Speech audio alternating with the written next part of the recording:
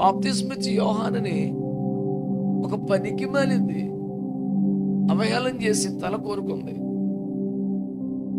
ఆమె దృష్టిలో యోహాను ఘనుడా, పెద్ద శోధకుడు, దుర్మార్గుడు, ఎట్టన్నోడు చంపడం స్వల్పకార్యం, అది వాళ్ళ ఫీలింగ్.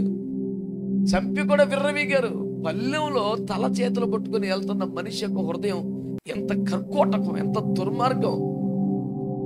పాపాన్ని ఖండించినటువంటి కారణానికి దైవ సేవకుడిని నరికించి తలకాయ పల్లెంలో పెట్టి ఊరేగటం అంటే ఏం క్వాలిటీ, ఏం మనిషి అండి?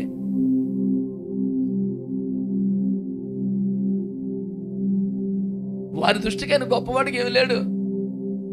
కానీ స్వయంగా యేసు ప్రభు వారు అంటారు, స్త్రీలు కనిన వారిలో బాప్తిస్మ యోహాను గొప్పవాడు.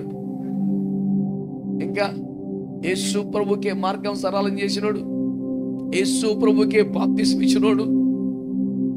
ఆమేన్. యేసు ప్రభును ఒక రేంజ్ లో లోకానికి పరిచయం చేసినోడు.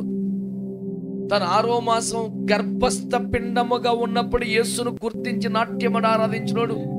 చెప్పుకుంటూ పోతే తంతులేని క్వాలిటీస్ ఉన్నాయి ఆయన దగ్గర. ఎప్పుడు ఊర్లోకి రాలా, జనంలో తిరగల, అడవిలో ఉండి అక్కడ ఒక కేక పెడితే ఊరు కదిలి ఆయన దగ్గరకు వచ్చింది. ఆయన రేంజ్ అది. ఇప్పుడు యోహాను గారు మంచి కాస్ట్లీ డ్రెస్ వేసేవాడు అంటారా? మంచి స్టార్ హోటల్ ఫుడ్ తినేవాడా? ఆయన బట్టల అమాయకం, ఆయన తిండి అమాయకం, ఆయన ఉండే చోటు అడివి. ఆయన చేసే ప్రసంగంలో ముద్దు ముద్దు మాటలు ఉండవు. ఒక దేశపు రాజుగారు పిలిచి ఏమయ్యా 4 మాటలు చెప్పు అని అంటే, రాజు చిరంజీవి గాక, 1000 కాలాల మీరు చల్లగా ఉందరు గాక, మీరు పరిపాలన ప్రజలందరూ వారు తెలుదురు గాక, దేవుడు మీకు పూర్ణాయుష్ను పరిపూర్ణ ఆరోగ్యం దయచేయను గాక, మీ ప్రార్థనలు సఫలపరచబడిన గాక, మీరు కోరినవన్నీ అనుగ్రహించబడి దండకం చదువుకోవచ్చు కదా.